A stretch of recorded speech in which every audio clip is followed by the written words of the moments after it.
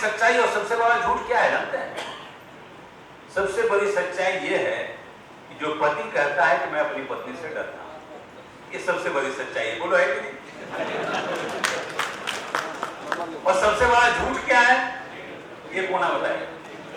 जो पति कहता है कि अपनी पत्नी से मैं नहीं डरता, है कि नहीं भाइयों? ये ओल्ड एज होम है क्या धनबाद में? इतने बड़े बड़े आदमी आप लोग हैं। बीसीसीएल का भले खजाना खाली है, हमें लगता है ये एसीसी ही ओल्ड एज होम को बना सकता है। बीसीसीएल कहीं एक बिल्डिंग चिन्हित करे बाय जनरल मैनेजर, जो आपका खाली बिल्डिंग हो। क्योंकि बीसीसीएल के पास पैसा नहीं है, इसलिए कोई ऐसी स्कीम नहीं बनानी है जिसमें पैसा लगे। और ये मैं जो बता रहा हूं आपका पैसा नहीं लगता, बल्कि सारे भूत पिशाच आपके परिसर से बाहर हो जाएंगे, उस बिल्डिंग में आदमी रह जाएंगे। एक भी पैसा नहीं लग रहा अभी तक जो आपने बताया। तो ये बीसीसीएल अपनी पुरानी बिल्डिंग्स को चिन्हित करे और उसको हम लोग ओल्ड एज होम बनाते हैं। क्यों? एक काम बीसीसीएल बहुत अच्छा कर रहा है, ओपी डंप के ऊपर ये पैडी धान का पौधा लगा है। ये मैं समझता हूं आप लोग पायनियर हो, और शायद सभी कोयला कंपनियों में ये बीसीसीएल का बेस्ट वर्क।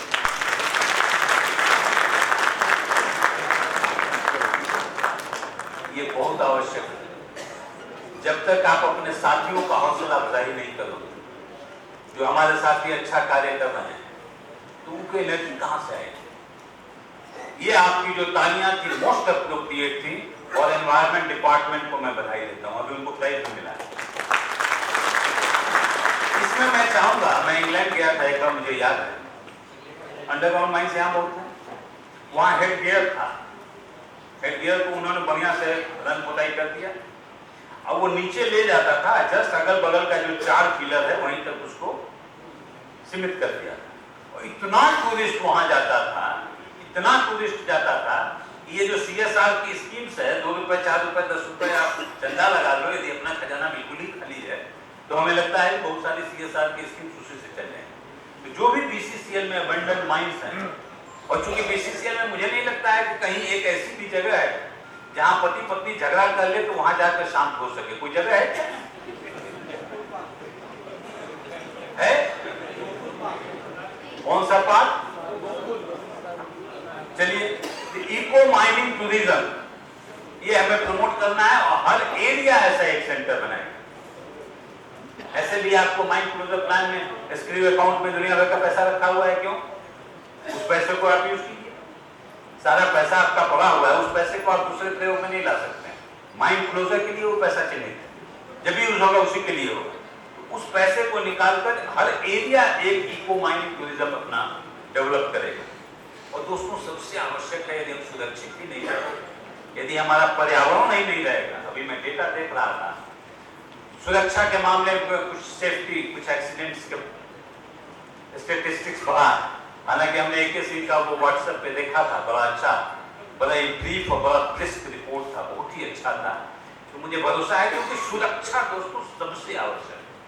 आप सब चीज कर लो, खुद सुरक्षित नहीं हो तो फिर मामला चलता नहीं है। क्यों?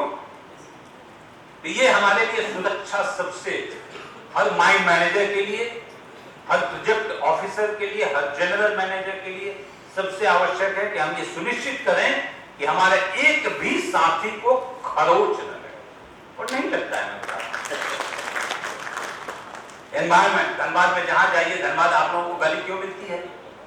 आप धनबाद में चले जाओ और बाजार वाला जान जाए कि बीसीसीएल में काम करते हो, तो अच्छा दृष्टि से देखता है, खराब दृष्टि से देखता है? जी, खराब दृष्टि से देखता है। मेरा ड्राइवर है लखन, रांची में, मैं ऐसे ही उससे एक दिन बात कर रहा, बोला साहब पहले हम लोग दुकान में जाते थे तो बताते नहीं थे कि हम सीसीएल में काम करते हैं। तो मैं बोला अब जाकर सबसे पहले यही बताते हैं कि हम सीसीएल में काम करते हैं।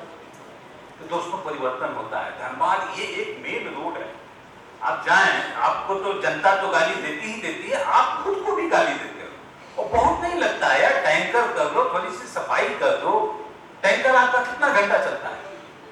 नहीं चलता है, उसको थोड़ा राजेंद्र मार्केट तक आगे बढ़ा दीजिए, कटलास में करा दीजिए, केंदुआ करकेन में करा दीजिए, सिंदरी में करा दीजिए, नेसा में, जहां भी आसपास की जगह है, आपको कितना गुडविल मिलेगा। उस व्यक्ति को बेचारे आसपास वालों को कम से कम धूल धक्कर तो नहीं खाना होगा।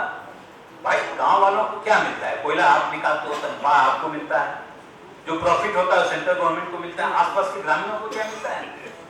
उसे कुछ मिला भी नहीं, उसको धूल धक्कर देकर उसको टीबी भी करा दोगे, ये कहां का न्याय है?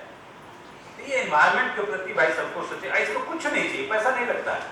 आपके पास डंपर ऑपरेटर है, आपके पास टैंकर है, ये सिर्फ एटीट्यूड की बात, और ये हमें सुनिश्चित करना होगा, इसमें कंप्रोमाइज नहीं किया जा सकता। डिसिप्लिन ना हो तो घर में चले, पति पत्नी में चले, बोलने की बात ही नहीं है। और 20वीं हमारी प्राथमिकता है उत्पादकता। दोस्तों सब बड़ी बड़ी बातें हम कर रहे हैं, मगर जो मैं बार बार कह रहा हूं कि तिजोरी खाली है, तो तिजोरी नहीं भरेगा तो सारी चीजें होंगी कैसे? और तिजोरी भरना बहुत बड़ी बात नहीं है। मैं आज बैठा हुआ था, देख रहा था, लगभग एग्जैक्ट डायरेक्टर फाइनेंस को मैंने कहा है, इस कंपनी पर लायबिलिटी ह्यूज है ना। आप जब पड़ोसी के सामने नया ट्रक आता है तो पड़ोसी को लगता है कि तो बहुत धनी हो गया है, नया ट्रक इसके दरवाजे पर खड़ा है। पड़ोसी को ये नहीं पता होता है कि बैंक से उधार लेकर किसी से ट्रक खरीदा है। तो ट्रक तो है, मालिक कहलाता है वो व्यक्ति, मगर है किसका? और यदि आप उसका ईएमआई नहीं दोगे तो क्या होता है? फिर वो आता है, खींच कर ले जाता है, उसमें कितनी बेइज्जती होती है। दोस्तों बीसीसीएल पर कर्ज बहुत है, आपको जानकारी सबको नहीं है, और ये कुछ ऐसे इंफॉर्मेशन है जिसे मैं मंच से डिस्क्लोज भी नहीं कर सकता, मगर आप दबे हुए हैं, और ये छत है तभी हम हैं यहाँ, ये हमें नहीं भूलना चाहिए। मुर्गी है तभी अंडा निकल रहा है, जिस दिन मुर्गी गई बैठा गए। तो ये आवश्यक है कि हम मुर्गी को बचाएं। और अभी यदि नहीं सचेत हुआ बीसीसीएल, तो ये जो अहम प्रश्न था कि बीसीसीएल जिंदा रहेगा कि मरेगा, बीसीसीएल नहीं जिंदा रहेगा। हम जितना भी भाषण दे लें, आपने कहा कि हम लोगों को तो नौकरी वाले हैं, कहीं नौकरी मिल जाएगी, मगर हमारे ये सभी लोग कहां जाएंगे? और बहुत असंभव काम भी नहीं है, हिमालय पर नहीं चढ़ना है, माउंट एवरेस्ट पर नहीं चढ़ना है। 2 घंटे 4 घंटे आप वर्किंग आवर बढ़ा दो, आपका वर्किंग आवर वर्स्ट है। एक डंपर 24 घंटे होते हैं दिन में। जो नई मशीनें की बात हुई, नई मशीनें कहां से खरीदी जाए? पैसे तो रहे हैं, लेकिन नई मशीनें खरीदी जानी आवश्यक है। हो सकता है जो हमारी एग्जिस्टिंग मशीनें हैं, जिसमें स्पेयर पार्ट्स आ रहा है, पता नहीं स्पेयर पार्ट्स की गुणवत्ता क्या है, ये आपको देखना होगा कि एक लगा स्पेयर पार्ट और कल पता चला टूट गया, आज एक बल्ब लगा पर पता चला परसों दिन फ्यूज हो गया। इस सब चीजों को करना पड़ेगा। और देखो दोस्तों, ये हम यदि न्याय नहीं करेंगे तो पहले हम दुनिया को बेवकूफ बना लेंगे, ऊपर तो कोई बैठा हुआ है। और ये एग्जिस्टिंग इक्विपमेंट से इतना है आप में क्षमता कि आप उसका सिर्फ वर्किंग आवर बढ़ा दें। और जिस तरह का सेंट्रल कंसल्टेटिव कमेटी से हमें रिस्पॉन्स मिला है, हम लोग फिर बैठेंगे। मुझे पूरा भरोसा है कि हमारे यही ऑपरेटर्स जो भी आज स्लिप हो रहा है उसको दोगुना करेंगे। और पैसे आएगा, लेकिन वो तभी करेंगे जब उनको भरोसा हो जाएगा कि अधिकारी भी उतनी ही ईमानदारी से उसे बोल रहा है। मुंह में राम और बगल में छुरी। दोस्तों ये थियरी अब नहीं काम करती है क्या?